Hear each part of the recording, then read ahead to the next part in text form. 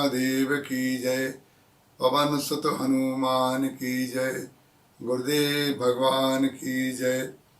गंगा मैया की जय। जय जय सीताराम। निज पद नयन दिए मन राम पद कमल लीन। परम दुखी भा पवन सुत देख जानकी दीन। तरु पल्लव मोह राह लुकाई करे विचार करूं का भाई। तई अवसर रावण तय आवा संग नारी बहु किए बनावा।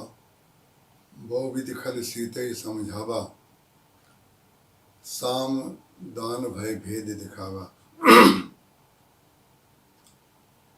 साम दाम दंड और भेद ये राजनीति के 4 चरण होते हैं। साम दाम दंड और भेद का प्रयोग सत्संग में भी किया जाता है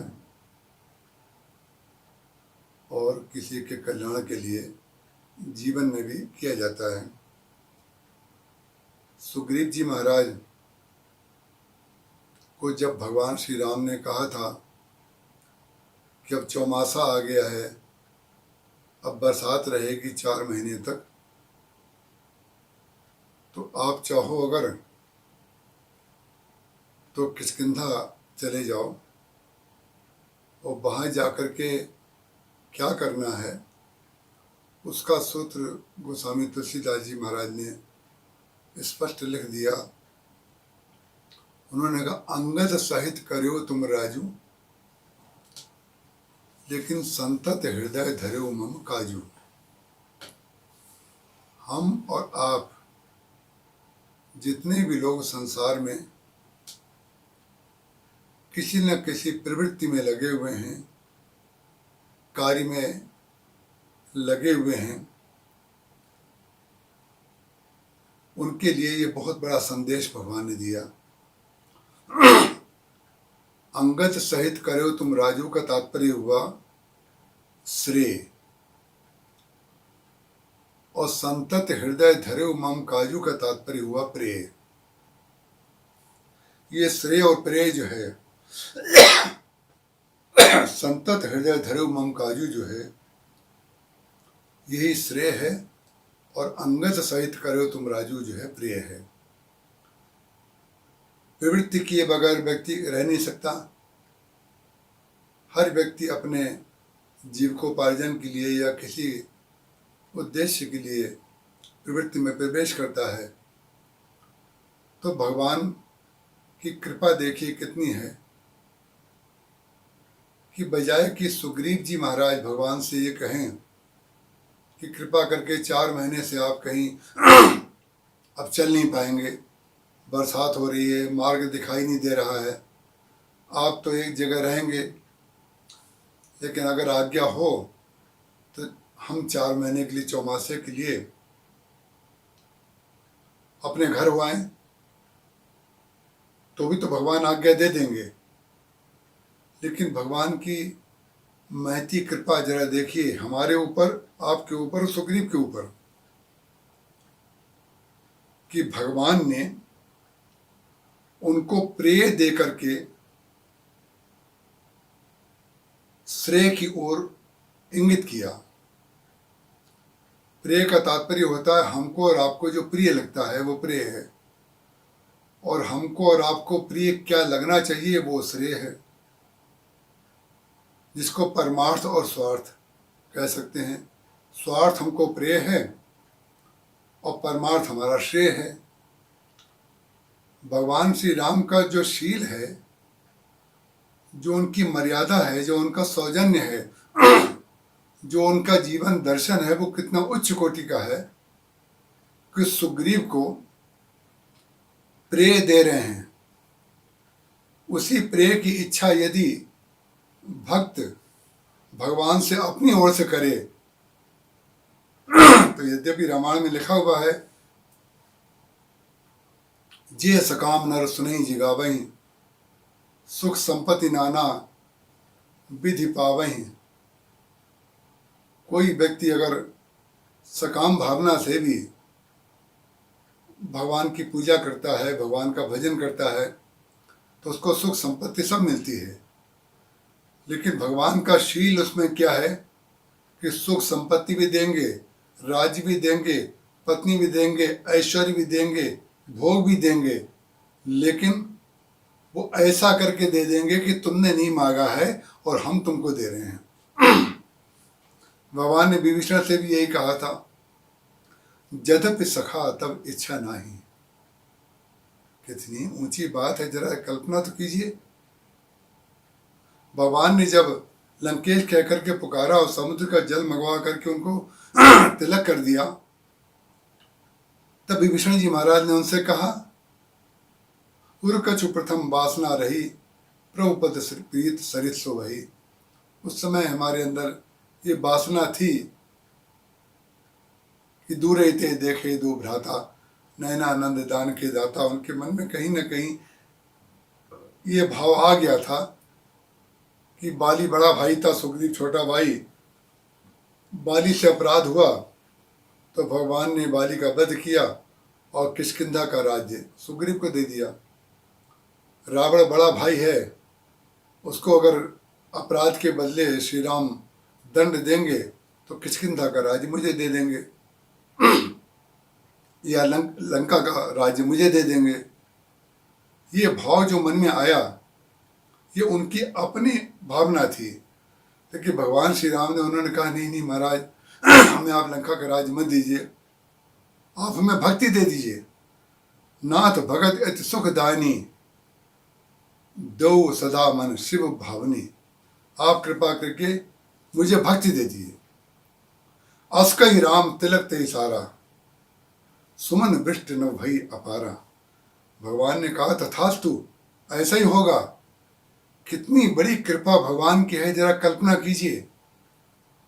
जिसको राज्य देने जा रहे हैं, जिसको ऐश्वर्य देने जा रहे हैं, उससे ये कह रहे हैं कि ये तुम्हारी इच्छा नहीं है, ये मेरी इच्छा है। ऐसो को उदार जग माही, बिनु सेवा जो द्रवय दीन पर राम सरिस को नाही। जो गति जोग विराग जतन कर नहीं पावत, मुनि ज्ञानी सो गति देत गीत सबरी कहाँ, प्रभु न बहुत जी जानी। ऐसो को उदार जग माही। भगवान ने जो जो दिया वो ऐसे ढंग से दिया कि लेने वालों को संकोच ना हो। हम और आप किसी को दिया करते हैं तो एक इस तरीके से दिया करते हैं कि देने वाला भी दिखाई देता है और लेने वाला लेते हुए दिखाई देता है। और भगवान श्री राम जब दिखाई देते हैं तो न देने वाला दिखाई देता है, न लेने वाला दिखाई देता है। जाचक सकल अजाचक कीन्हे। भगवान श्री राम ने जब राम राज्य हो गया तो किसको कितना दिया? बोले जिसको जितना चाहिए था उसको दे दिया। और कितना दिया? बोले जाचक सकल अजाचक कीन्हे। जिनके अंदर मांगने की इच्छा थी, जिनकी जो आवश्यकता थी, उस आवश्यकता से मुक्त कर दिया भगवान राम ने। तो भगवान राम श्रेय और प्रिय दोनों देते हैं। उन्होंने कहा 4 महीने के लिए आप घर आइए। और जब 4 महीने तक चौमासा बीत गया और सुग्रीव जी महाराज लौट करके नहीं आए, भगवान ने कह दिया था, अंगद सहित करे हो तुम राजू, ये तुम्हारा प्रिय है। लेकिन ध्यान रखना, प्रेम में इतना मत डूब जाना, संसार में और प्रवृत्ति में इतना मत डूब जाना। देखिए भाई, महाराज जी हमारे कहा करते थे, जो प्रवृत्ति है वो निवृत्ति विषयक होनी चाहिए। क्योंकि निवृत्ति जो होती है वो प्रवृत्ति विषयक ही होती है। प्रवृत्ति जब आप करेंगे तो प्रवृत्ति की जो सांसारिकता है, अनित्यता है, जब आपको अनुभव हो जाएगा तभी तो आप निवृत्ति में प्रवेश करेंगे। तो इसलिए निवृत्ति जो है वो प्रवृत्ति विषयक होती है और प्रवृत्ति जो होती है वो निवृत्ति विषयक होनी चाहिए। माने जो कार्य करें उसका उद्देश्य उस कार्य से मुक्त हो जाना जरूर होना चाहिए। दिन भर कार्य करें, उसके बाद घर पर लौट कर आकर के विश्राम करें। प्रवृत्ति और निवृत्ति का यही सामंजस्य जीवन में बैठाना बहुत आवश्यक होता है।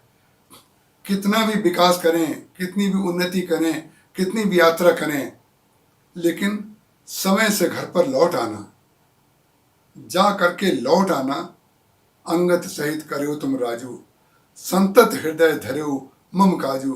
भगवान कहते हैं कि भाई सीता जी का स्मरण रखना, सीता जी का पता लगाना है, ये मत भूल जाना प्रवृत्ति में, क्योंकि प्रवृत्ति का जो उद्देश्य है वो निवृत्ति है। राज्य को भोगने का उद्देश्य है कि आपको शरीर मिला है तो शरीर के द्वारा जो जो वस्तुएं शरीर को चाहिए वो भगवान सब देते हैं, लेकिन उसको यथा जो जितना चाहिए उतना हम लें, उसके बाद सीता जी का कार्य करें, सीता जी का पता लगाने के लिए भगवान की सेवा में लगें। लेकिन जब 4 महीने तक वो नहीं लौट करके आए सुग्रीव जी, तब 4 महीने बीत जाने के बाद जो भगवान राम अपनी ओर से इतना सम्मान देकर के सुग्रीव को भेज देते हैं, वही भगवान राम लक्ष्मण जी से कहते हैं, अरे लक्ष्मण, सुग्रीव हो सुधि मोरी बिसारी, पावा राज कोश पुर नारी।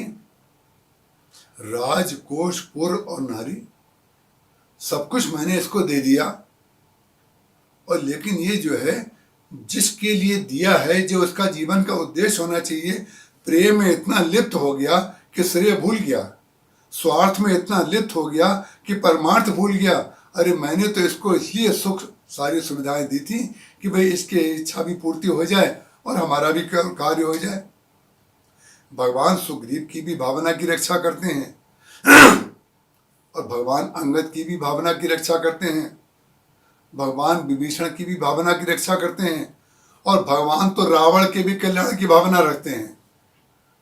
जब अंगद जी महाराज जाने लगे तो अंगद जी से भगवान ने कहा, अंगद जी ने कहा हमें क्या क्या करना है, क्या क्या सावधानी की आवश्यकता है।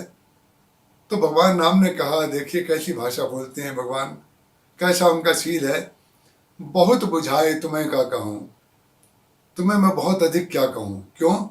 बोले परम चतुर मैं जानत आहूँ, मैं तुम्हें बहुत अधिक क्या समझाऊं, मैं जानता हूं कि तुम बहुत चतुर हो, जो भी मेरा कार्य करोगे बहुत अच्छी तरीके से करोगे। तो भगवान जो है क्या करते हैं, बोले काज हमार तासु हित होई, हमारा कार्य हो जाए, सीता जी लौटा दे वो, और उसका हित हो, क्योंकि उसका हित तो उसी में है कि सीता जी को वो लौटा दे। तो बस तुम इतना ही कार्य करना कि हमारा कार्य हो जाए और उसका हित हो जाए। तो सबका हित चाहने वाले, प्राणी मात्र का हित चाहने वाले भगवान श्री राम हैं। ऐसा कोई राजा, ऐसा कोई ईश्वर, ऐसा कोई महापुरुष किसी रूप में भी आप भगवान राम को देख लें, वो श्रेय भी हैं हमारे, वो हमारे प्रिय भी हैं। जो हमें प्रिय लगना चाहिए वो भी वही हैं, और जो हमें प्रिय लगना चाहिए, जो लगता है वो भी वही हैं। भगवान श्री राम ने उनको भेजा। भगवान राम ने कहा कि भाई 4 महीने हो गए, लौट करके नहीं आया सुग्रीव। सुग्रीव बहु सुध मोर बिसाई, पावा राजकोशपुर नारी, जय सायक मारा में बाली, तई सर हतो मूण कहाँ काली। जिस बाण से मैंने उस मूर्ख बाली को मारा था, और सुग्रीव को भी मैं उसी बाण से कल मारूंगा। लक्ष्मण जी महाराज को बड़ी प्रसन्नता हुई। चलो एन केन प्रकारेण, किसी भी तरीके से भगवान को थोड़ा क्रोध तो आया। लक्ष्मण जी महाराज बार बार चाहते हैं कि भगवान को थोड़ा बीच बीच में क्रोध भी आना चाहिए, क्रोध का भी उपयोग जीवन में करना चाहिए, लेकिन भगवान को क्रोध आता ही नहीं। लेकिन विचित्र बात है, क्रोध तो आया, क्रोध भगवान ने समुद्र के ऊपर भी किया और क्रोध भगवान ने सुग्रीव के ऊपर भी किया। लेकिन क्रोध जो है, भगवान का क्रोध क्रोध विषयक नहीं है, भगवान का क्रोध कृपा विषयक होता है। लव निमेष परमाणु जु, बरस कलप सरचंड, भजसी नमनते राम कहाँ, काल जासु को दंड। भगवान जो है केवल कोई भजन में लग जाए, इसी के लिए जो सोमवार, मंगलवार, बुधवार, बृहस्पतिवार, शुक्रवार, शनिवार, रविवार, ये क्या है? सोमवार से लेकर रविवार तक के जो दिन हैं ये भगवान के बाण हैं। ये लगातार चल रहे हैं, एक दिन भी नहीं रुकते हैं ये बाण। ना युग रुका,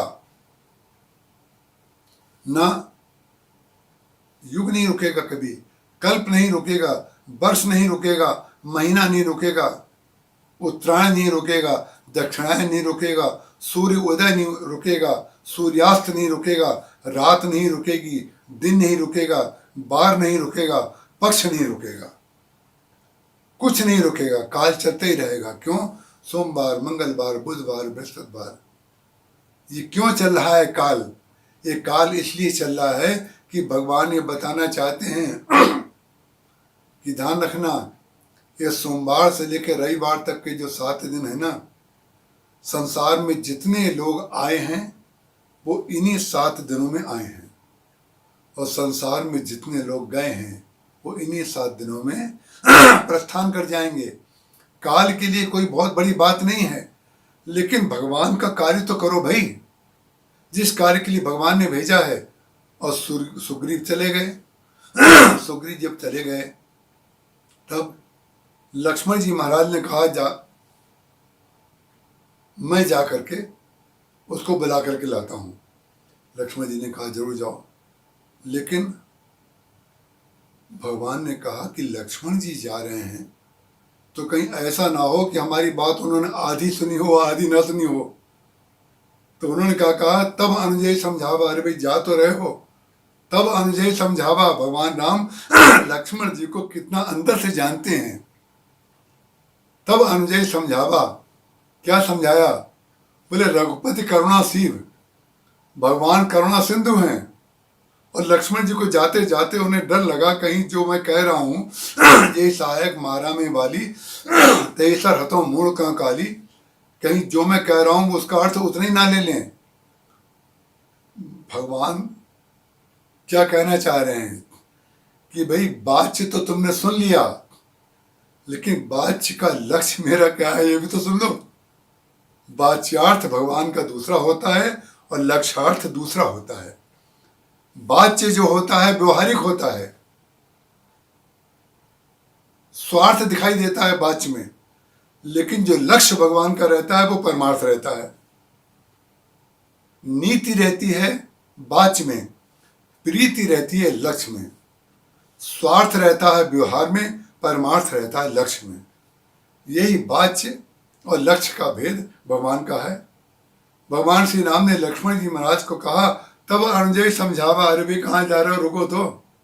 रघुपति करुणा सीव, इतने करुणा मैं है भगवान, उनको डर लगा मेरे सुग्रीव को कुछ हो न जाए। तब अनुजय समझावा रघुपति करुणा सीव, अरे भय दिखाए, मार मत देना भैया कहीं। तो क्या करना है? आप तो कह रहे थे कल मैं मारूंगा। बोले मैं कह रहा था ना, मैंने मार तो नहीं दिया ना। भगवान राम की विशेषता ये है कि जो कहते हैं वो करते नहीं हैं। जो कहते हैं वो करते नहीं के तात्पर्य, जब क्रोध करते हैं तो करते हैं, लेकिन करते क्या है? वो केवल कृपा करते हैं। तब अनुजय समझावा रघुपति करुणा सीव, भय दिखाए लय आवो। इतना डराना कि वो इधर आ जाए, कहीं और भाग करके उधर न चला जाए।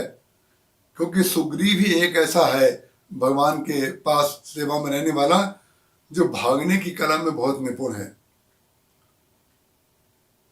जो बाली के साथ चला गया था मैं नाम के राक्षस से लड़ाई करने के लिए, और जब उसमें से गुफा में से खून की धारा बही तो उसने कह दिया था कि 15 तक तुम जो है देखते रहना, अगर मैं 15 दिन तक लौट कर ना आऊं तो समझ लेना मैं दानव ने मुझे मार दिया। तो संजोग से 15 दिन में मैं दानव ने बाली को नहीं मारा, बाली ने मैं दानव को मार दिया, और बाली को लौटने में थोड़ा समय लग गया। तो रुधिर की धारा, जो खून की धारा बह करके गुफा में से आई ये बेचारा डर गया और डर के मारे भागा कि जिसने बाली को मार दिया वो मुझे तो जरूर मार देगा। और मारने के कारण बेचारा किष्किंधा में भागा। किष्किंधा में जब बाली पहुंचा तब तक उससे पहले इसका राज्याभिषेक कर दिया गया। किष्किंधा के अन्य बंधुओं ने सोचा कि बाली की मृत्यु हो गई तो हम किष्किंधा में इसके राज्य को इसको बैठा देते हैं। ये बेचारा राज करने लगा। तब तक बाली आ गया। बाली ने इसका सर्वस्व नष्ट कर दिया, मारपीट करके इसकी पत्नी को भी रख लिया और ये भाग गया। कहाँ भाग गया? बोले ऋषिमुख पर्वत के ऊपर भाग गया। किष्किंधा से हट करके ऋषिमुख पर्वत के ऊपर भाग गया। तो ऋषिमुख पर्वत कौन है? हमारे महाराज जी कहा करते थे, ये ऋषिमुख पर्वत जो है यही सत्संग का पर्वत है। और ये बाली क्या है? कर्म कपीस बाली। विनय पत्रिका में गोस्वामी तुलसीदास जी महाराज कहते हैं ये कर्म का बाली है। ये कर्म का बाली जो है ये भक्त के पीछे लगा रहता है। वो भक्त को राजगद्दी पर बैठने नहीं देता। उसने भगा दिया। लेकिन विचित्र बात है, भागा जरूर सुग्रीव, लेकिन भागा बिल्कुल सही जगह पर।